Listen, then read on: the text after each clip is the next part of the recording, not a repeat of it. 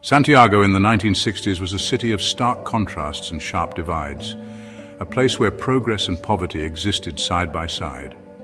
It was a period of rapid urbanization as people migrated from rural areas seeking opportunities in the capital.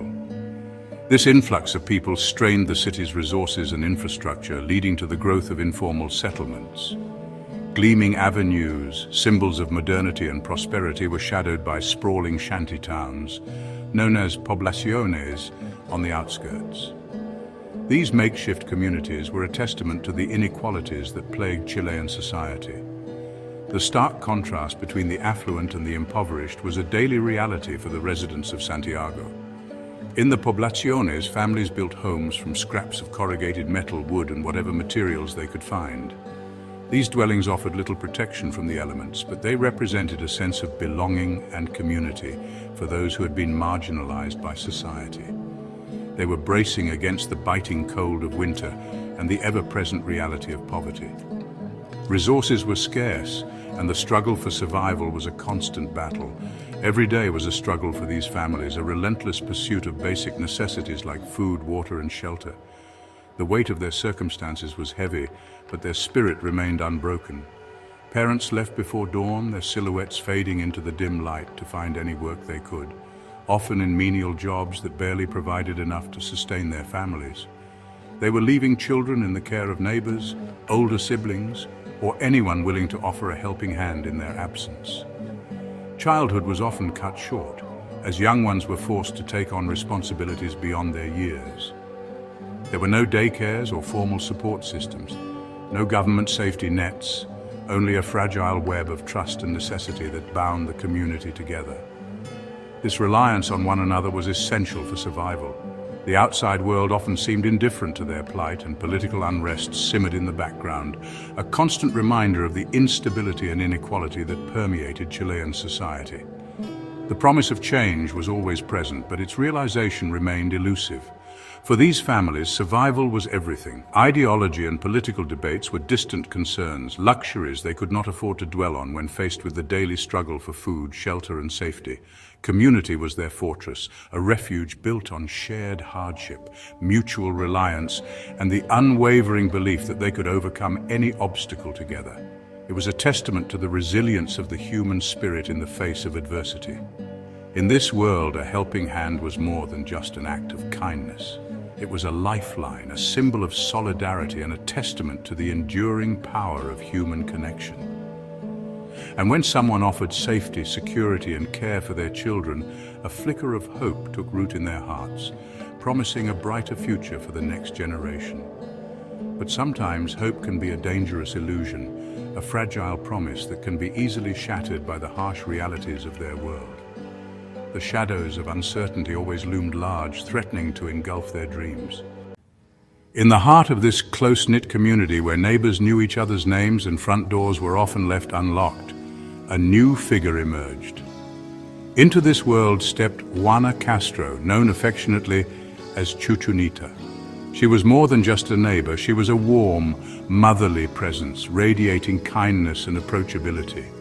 Her smile was genuine, her eyes held a comforting glint, and her demeanor instantly put people at ease. And it wasn't long before she became the trusted caregiver of the entire neighborhood, a role she embraced with open arms and a seemingly endless supply of patience. She quickly became a fixture in the lives of many families. Seeing a need within the community, she offered to watch children for a small fee, a service that was desperately needed by many working parents. It was a simple proposition, but one that would have profound consequences. Her home, a modest but welcoming space, was presented as a supposed sanctuary, a haven from the perceived dangers lurking outside in the streets. It was a place where children could play, learn, and feel safe, or so everyone believed. Parents, often juggling multiple jobs and struggling to make ends meet, were desperate for reliable childcare and a sense of peace of mind. They saw Chuchunita as a godsend, a blessing that had arrived just when they needed it most. Chuchunita's reputation grew quickly, fueled by word of mouth and the genuine gratitude of the families she served. Word of her kindness, her reliability, and her genuine affection for children spread like wildfire throughout the community. And soon, Her home was overflowing with children, a testament to the trust and confidence that the community placed in her. The sounds of laughter and playful chatter filled the air. She seemed to possess an innate ability to understand the struggles and anxieties of every parent who walked through her door, offering a listening ear and a comforting word. She was always ready with a warm smile, a gentle word of encouragement, or a reassuring hug, making both parents and children feel instantly welcome and cared for. In a world often filled with uncertainty and hardship, her unwavering reliability and consistent presence felt like solid ground, a safe harbor in a turbulent sea. In those days, formal procedures were often overlooked. No one asked for background checks or references. Trust was built on personal connection, on character, and on a shared sense of community, not on official paperwork or bureaucratic processes. She quickly ascended to the status of the community's angel, a beacon of hope and support for families in need. She was seen as a guardian, a protector of the most vulnerable members of society, the children. With complete faith and grateful hearts, parents entrusted their precious children into her care each day. Little did they know they were tragically unaware of the darkness that lurked behind her gentle facade, the secrets she carefully concealed beneath her warm smile. They believed with all their hearts that they were shielding their children from harm, providing them with a safe and nurturing environment. But in truth, unknowingly and with the best intentions, they were delivering them directly into the path of unimaginable danger, a betrayal of trust that would shatter the community forever. In 1963, tragedy struck. A child died in Chuchunita's care. She wept, explaining it was a tragic accident, a choking that happened too fast to prevent. The community, used to hardship and loss, believed her grief.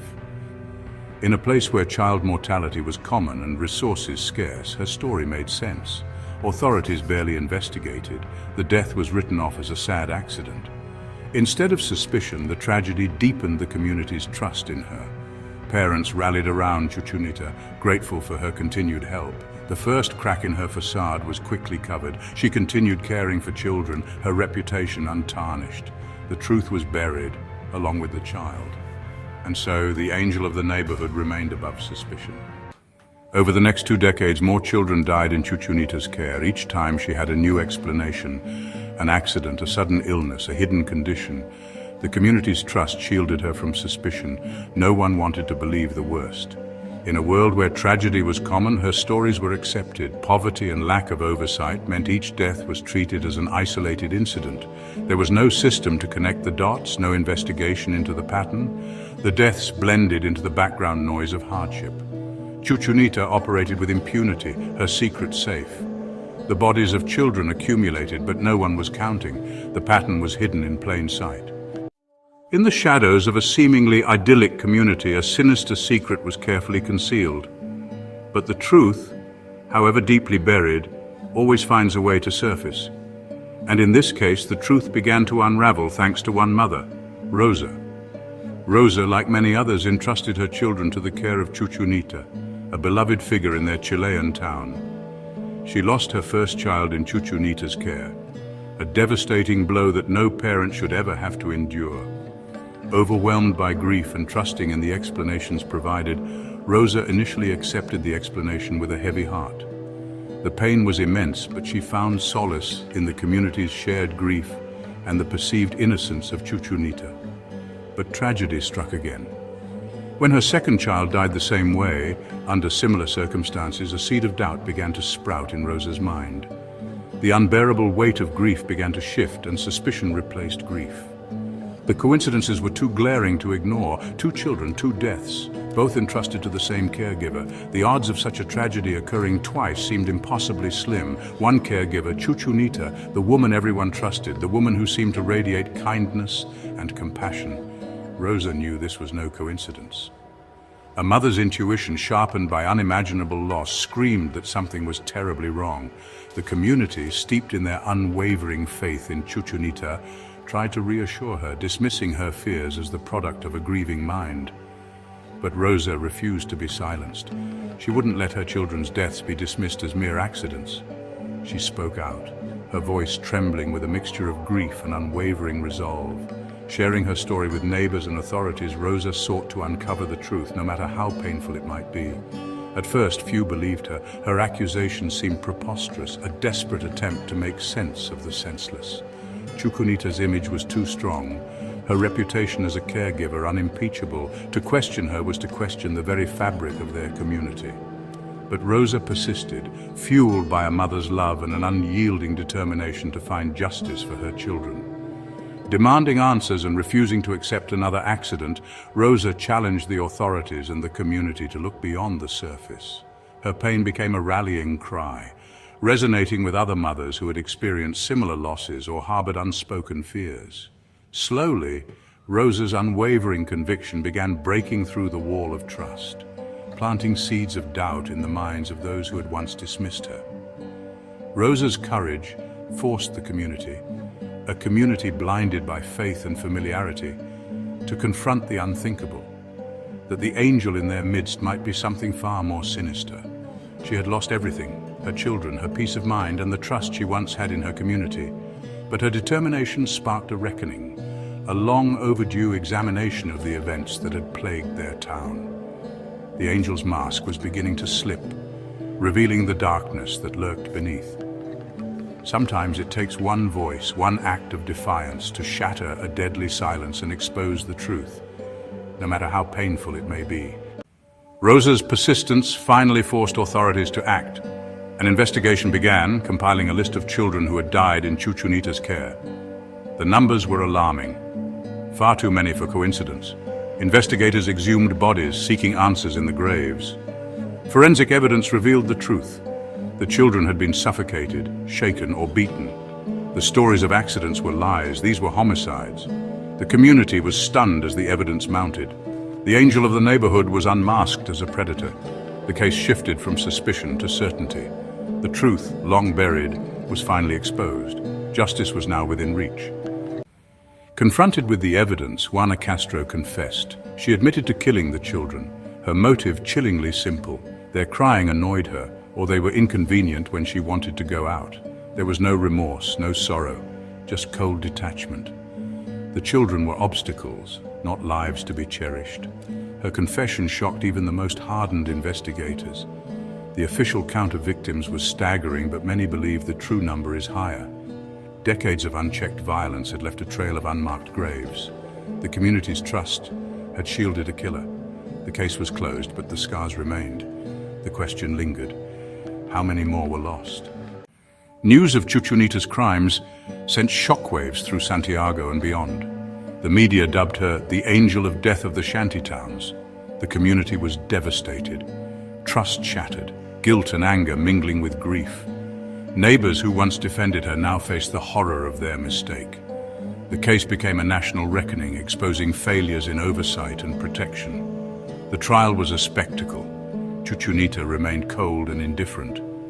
Her conviction brought legal justice but could not heal the wounds. The community mourned, struggling to rebuild trust. The unmasking of the angel of death left a scar on the nation's soul.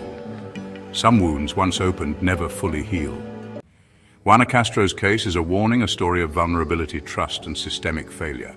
Poverty forced parents into impossible choices, creating opportunities for predators. The lack of oversight allowed tragedy to repeat unchecked for years. The case highlights the need for strong child protection systems and vigilance. It reminds us that trust alone is not enough. Systems must protect the vulnerable. Rosa's courage shows the power of one voice to demand justice. We must listen to those who speak out, especially when the cost of silence is so high. The legacy of the angel of death is a call to action. Protect the defenseless, question the unquestionable. The silence that hid her crimes must never be repeated. The greatest tribute to her victims is to ensure such tragedy never happens again.